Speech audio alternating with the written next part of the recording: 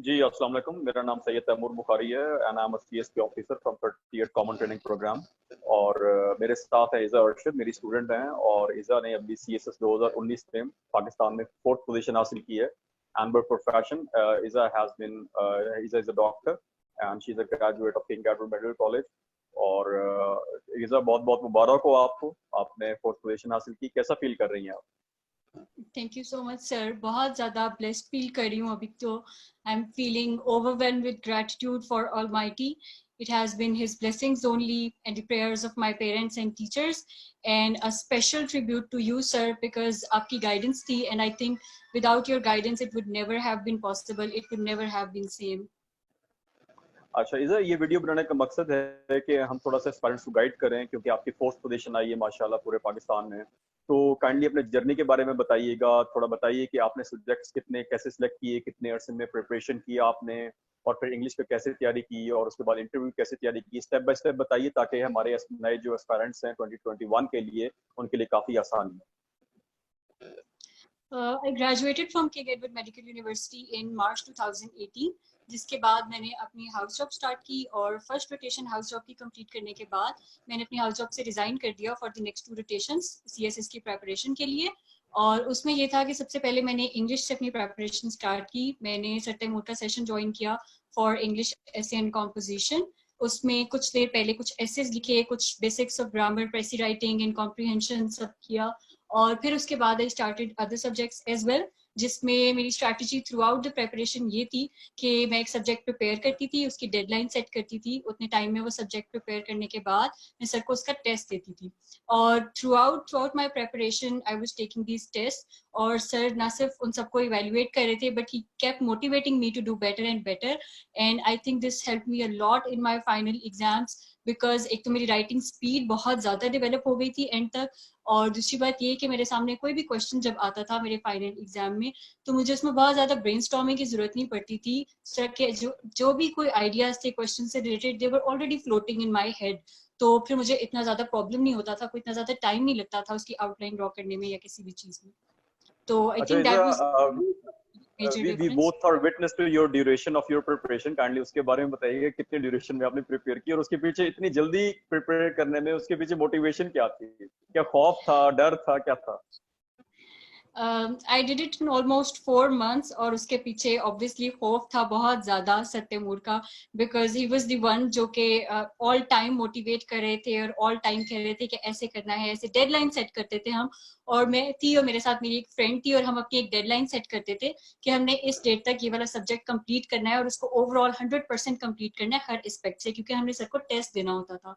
और जब वो टेस्ट रखने का वो एक खौफ होता था टेस्ट देने का माइंड में, तो उसकी वजह से फिर सारा सब्जेक्ट हम लोग थ्रू आउट उस टाइम में प्रिपेयर कर लेते थे, और फिर उसके बाद टेस्ट देते थे, और टेस्ट के थ्रू हमारी अच्छा, इवेल्युएशन। एक चीज तो मैं आपकी भी अप्रिशिएट करूंगा कि आप दोनों, आप और डॉक्टर हीरा जो हैं, उन्होंने कभी छुट्टी नहीं की। इन 4 महीनों में एक भी ब्रेक नहीं लिया। और छुट्टी करने का मतलब ये नहीं है कि आप आए नहीं, आप प्रिपेयर करके भी आए। अच्छा ये बताइएगा कि डिसिप्लिन की कितनी इंपॉर्टेंस है सीएसएस की प्रिपरेशन के अंदर? बहुत ज़्यादा इंपॉर्टेंस है। I think it's the first major thing, because अगर आप डिसिप्लिन नहीं है तो आप अपने लिए कोई डेडलाइन सेट नहीं कर सकते। ऑब्वियसली आपको एक स्केड्यूल फॉलो करना होता है। जब आप 4-5 months पहले प्रेपरेशन स्टार्ट करते हो, तो एग्जाम आपका ऑलमोस्ट 4-5 months अवे होता है, तो वो उस तरह से एग्जाम का एक खौफ सर पे सवार नहीं होता। तो आपके अंदर बहुत ज्यादा चांसेस होते हैं कि आप अपने स्केड्यूल का जो है उससे आगे पीछे हो जाओ या रिलैक्स हो जाओ। तो इसमें डिसिप्लिन रहना, अपने लिए डेडलाइन सेट करना, टेस्ट देते रहना, that is really important. Okay. अच्छा ये बताइएगा, आप अपने इंटरव्यू के बारे में थोड़ा सा बताइए कि इंटरव्यू की प्रिपरेशन आपने किस तरह की, और क्या आपको मुश्किलात पेश आई, और कैसे आपका जर्नी रहा? इंटरव्यू में ऐसा था कि मेरा जैसे ही रिटन रिजल्ट आ गया, तो I again join sir Taimur Bukhari in read write institute for my interview preparation. और उसमें ऐसे था कि हम लोग, मैं और मेरी सारी फ्रेंड्स जो हम लोग सर के पास तैयारी कर रहे थे, हम लोग डेली मॉक्स देते थे सर को, डेली प्रैक्टिस करते थे, रोज कोई ना कोई चीज इंप्रूव करते थे। Sometimes it was about argumentation, sometimes it was about our hand movement, sometimes it was about other things. तो एक एक चीज पे सर ने जो है वो काम किया, और इस तरह डे बाय डे हमने अपने आप को रिफाइन किया सर की हेल्प से। और फिर फाइनली सारे जर्नी के बाद जो एक फाइनल जो प्रेपरेशन हुई, उसमें we knew all the things in a much better way. अच्छा, इसे कुछ मिथ्स हैं सीएसएस की रिटर्न की प्रिपरेशन के हवाले से कि आपको अखबार लाजमी पढ़ना पड़ेगा, अगर अखबार नहीं पढ़ेंगे तो आप कुछ नहीं कर सकते। आपकी तो माशाल्लाह 4th पोजीशन आई है। आप बताइए, आपने कितने जर्नल्स में रिटर्न की तैयारी की बात कर रहा हूँ, उस टाइम आप कितने जर्नल्स, कितने अखबार पढ़ती थी? क्या आप डेली अखबार पढ़ती थी? डॉन को जो है ना, वो कहते हैं ना कि घोल के पी जाएं और ये कर लें और बैट बुक कर लें और इस तरह बना लें, आपने कितना किया? ऐसा बिल्कुल नहीं है, मैंने बिल्कुल भी नहीं पढ़ा था। I think it depends from person to person maybe. लेकिन ऐसा था कि मैं ड्यूरिंग द प्रेपरेशन सिर्फ एक सब्जेक्ट पे, जो सब्जेक्ट मैं उस टाइम प्रिपेयर करी होती थी, उस पर फोकस करती थी कि मैंने उसको 100% कंप्लीट करना है शुरू से एंड तक। और जो करंट अफेयर्स था, जिसके लिए हम बेसिकली न्यूज़पेपर या सब कुछ पढ़ते हैं, वो मैंने साथ साथ करने की बजाय एट दी एंड मैंने सर की हेल्प से, सर ने जो सारे टॉपिक्स बताए थे कि इस साल के ये इंपॉर्टेंट इवेंट्स हैं जिनके पेपर में आने के ज्यादा चांसेस हैं, एंड पे आके उन सब इवेंट से रिलेटेड नोट्स बनाए थे। उस पर अच्छे सोर्सेज सर्च करके, आर्टिकल सर्च करके, अपनी फ्रेंड के साथ डिवाइड करके, हाफ टॉपिक्स मैंने कवर किए, हाफ टॉपिक्स उसने किए, और हमने अपने नोट्स एक्सचेंज कर किए एट दी एंड।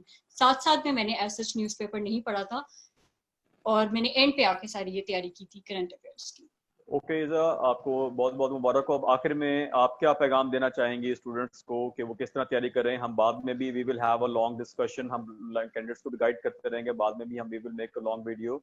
अभी शॉर्ट वीडियो में आप कैंडिडेट्स को क्या पैगाम देना चाहेंगे? मैं यही कहूंगी कि read a lot and write a lot, because written practice बहुत ज़्यादा इंपॉर्टेंट है। जिस तरह आप कहते हैं कि सीएसएस जो है वो लिखने का एग्जाम है, वो पढ़ने का एग्जाम नहीं है। सो बहुत ज़्यादा लिखें। और दूसरी बात ये कि it's all about the journey in the end, so make your CSS journey a meaningful one. Take it not just as another exam, but as a chance for your personal growth and your personal development. And with the thank you very blessings of much. Almighty, you'll be successful, inshallah. Thank you very much Iza, बहुत शुक्रिया आपके time का, and इंशाल्लाह see you soon. Thank you so much.